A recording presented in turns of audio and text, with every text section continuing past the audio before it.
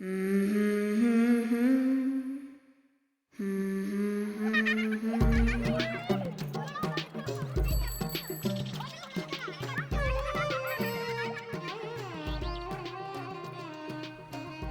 to the Hindustani Poetry Podcast.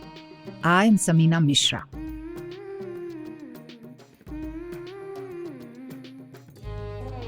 This podcast is a curation of poetry written by children in workshops that were part of the Hindustani research project.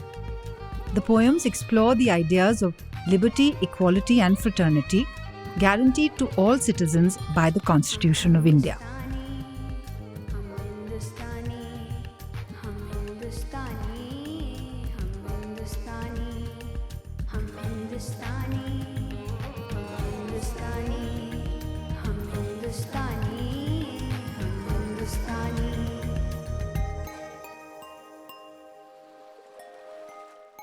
The children writing these poems are from grades 6 to 9 from 3 places.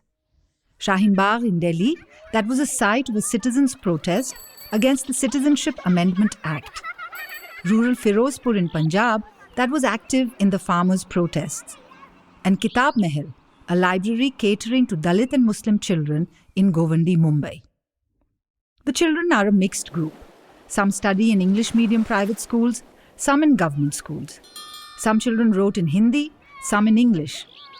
They bring their diverse contexts into the poems they write, giving us glimpses of their lived experiences. Listening to their poems can lead us to think about our own experiences of liberty, equality, and fraternity, and examine what citizenship means. The poems can perhaps open a window to the world we seek to live in.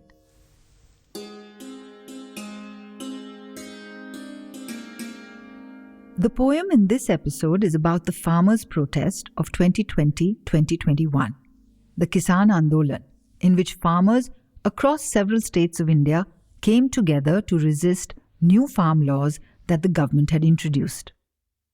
There were many arguments for and against the laws, just like there are many varied practices of farming across the country.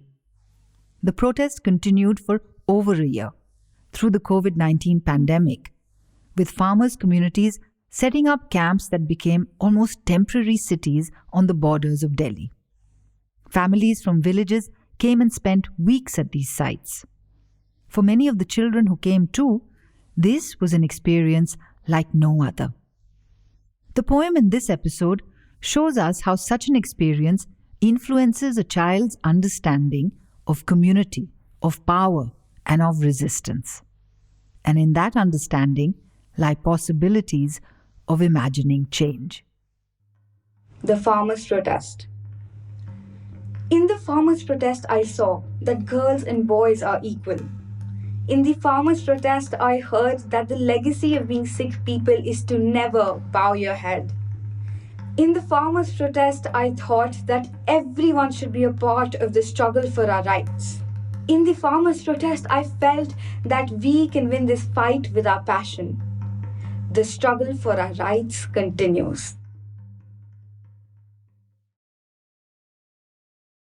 Educate, agitate, organize. This was Dr. Ambedkar's call to the people of India. This highlights the place of citizens' protests in a constantly changing democracy. Perhaps that is why the farmers' protest was such an important event in the recent story of our nation. After all, in less than 2 years, the government was forced to withdraw the laws because of the protest. The poet writes about protest as a fight that brings together community and passion, and how the commitment to a long struggle can itself mean change. While many people saw the farmers' protest as rich farmers trying to protect their lands, the process churned up other ideas as well. For example, in the very first line of the poem, the child poet says that in the farmers' protest, she saw that girls and boys are equal. She clearly finds this significant because she has experienced the opposite earlier.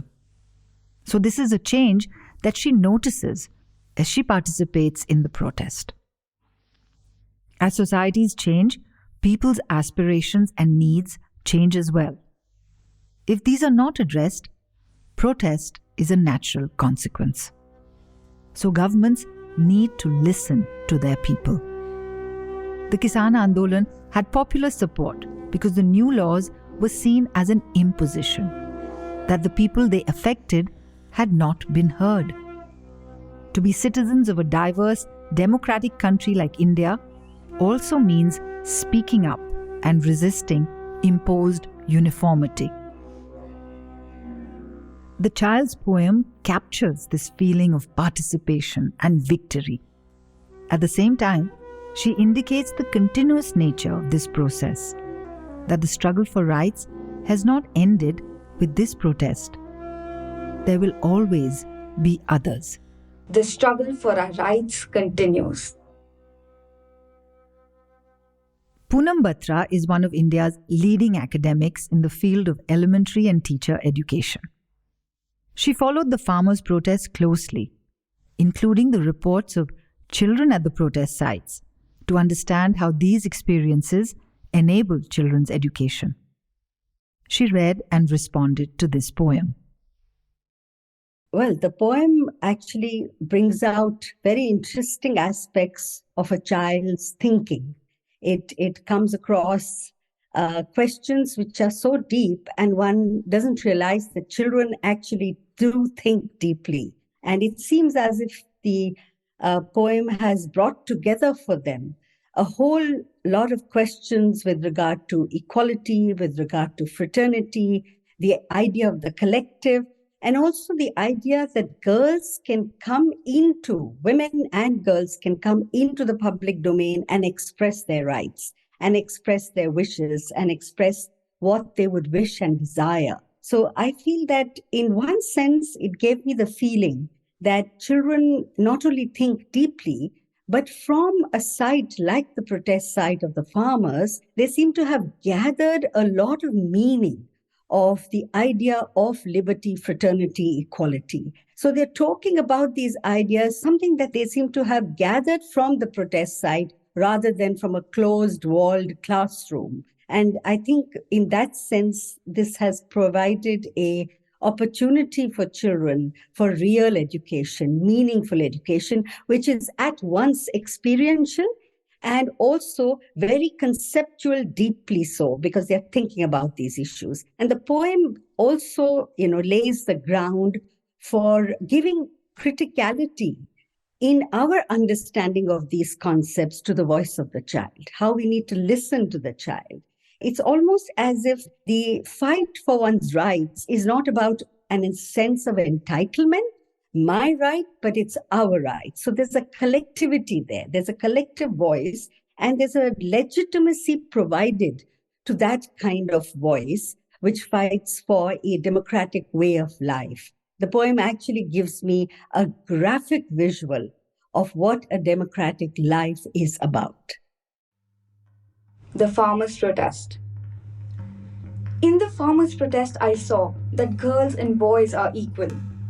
In the farmers' protest, I heard that the legacy of being Sikh people is to never bow your head. In the farmers' protest, I thought that everyone should be a part of the struggle for our rights.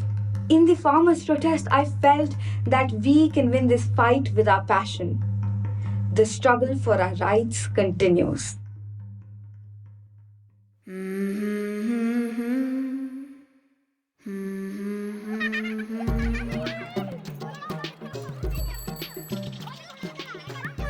These poems are from Hum Hindustani, a project on children and citizenship for TESF India. The poems in this episode were read by Ishan. More details on the project can be found in the show notes. The Hum Hindustani Poetry Podcast is a production of the Magic Key Center for the Arts in Childhood and is written and hosted by me, Samina Mishra. The children reading the poems were mentored by Ananya Tripathi. Studio recordings were done at Quarter Note Studios by Amartya Ghosh. Music is by Shireen Ghosh, and the vocal track you hear is Ishan Chintamani. This podcast was produced by Vaka Media. Our thanks go out to all the children who participated in the Hum Hindustani workshops and wrote these poems. You can follow us on Instagram at the Magic Key Center or visit hum-hindustani.in to know more about the project. Support for this podcast comes from Rohini Nilikani Philanthropies.